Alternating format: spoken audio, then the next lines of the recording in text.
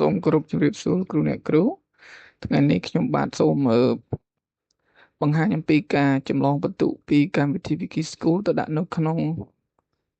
តារាង chip របស់យើង 3.1.4 ណាអញ្ចឹងដំបូងឡើយខ្ញុំចុច make copy link ដែលខ្ញុំបានដាក់នៅខាងក្រោមវីដេអូបន្តមកទៀតលោកគ្រូអ្នកគ្រូត្រូវមានតារាង 3.1.4 របស់យើងណាបាទយើងបើកវាចោលហើយទៅហើយលោកគ្រូអ្នកគ្រូទៅទាញយកកម្មវិធី Wiki School របស់យើងដែលយើងបាន download ហើយបន្ទុកសរុបទាំងអស់បាទតោះមកលោកគ្រូបិទមានតែហាយកន្លងណាដែលយើងអត់ត្រូវការយកបន្ទុកយើងហាយវាទៅបាទបន្ទាប់ពីយើងហាយវាចោលអស់ហើយលោកគ្រូអ្នកគ្រូទុកតែបន្ទុកណាដែលយើងត្រូវយកទៅដាក់នៅក្នុង chip ទៅបានហើយបាទអញ្ចឹងឧទាហរណ៍ថ្ងៃនេះខ្ញុំនឹងយកពាក់ព័ន្ធនឹងភាសាខ្មែរទាំង4មុខវិជ្ជារងហើយនឹងគណិតវិទ្យាខ្ញុំយកតែមួយមុខវិជ្ជារងទេគឺចំនួនបាទឥឡូវខ្ញុំហាយវាអស់សិន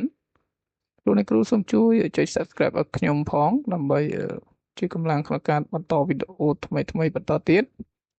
បន្តមកទៀតលោកគ្រូអ្នកគ្រូ copy តាំងពីឈ្មោះរហូតទៅដល់បន្ទុកហើយលោកគ្រូអ្នកគ្រូចង់យកទៅដាក់នៅក្នុង chip ទាំងអស់នោះបាទអញ្ចឹងយើងចុច copy ទៅតមកលោកគ្រូអ្នកគ្រូចុចទៅកន្លែងតារាងដែលលោកគ្រូអ្នកគ្រូ make copy ហើយណាអញ្ចឹងលោកគ្រូតាក់ផ្ទៀងផ្ទាត់ផងតែឈ្មោះហ្នឹងវា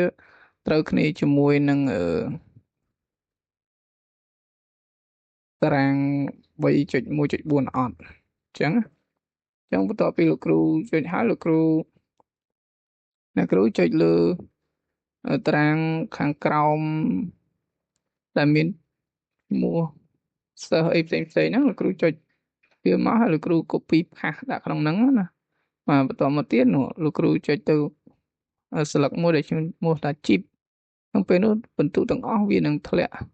ទៅក្នុងតារាងហ្នឹងហើយមិញខ្ញុំយកទី3ឥឡូវខ្ញុំ select យកតែថ្នាក់ទី3ទេអញ្ចឹងនេះគេបន្ទុកហ្នឹងរត់ទៅតាមឈ្មោះដែលយើងយកបន្ទុកទៅដាក់នៅក្នុងតារាង chip អញ្ចឹងឈ្មោះទាំងអស់ហ្នឹងវាដូចបេះបិទទៅក្នុងតារាង chip អញ្ចឹងតារាង chip យើងឈ្មោះកនៅលើឈ្មោះខនៅបន្តអញ្ចឹងមិនវាចេញមកអញ្ចឹងយើងគ្រាន់តែ select បន្ទុកហើយយើងយកទៅបិទភ្ជាប់ទៅនៅក្នុងតារាង chip ទៅជាការស្រេចបាទអញ្ចឹងវីដេអូនេះខ្ញុំមានការចែករំលែកប៉ុណ្ណឹងសូមអរគុណច្រើនសូមជម្រាបលាគ្រូអ្នកគ្រូសូមជួយឲ្យបេះដូងខ្ញុំមួយផងអរគុណច្រើន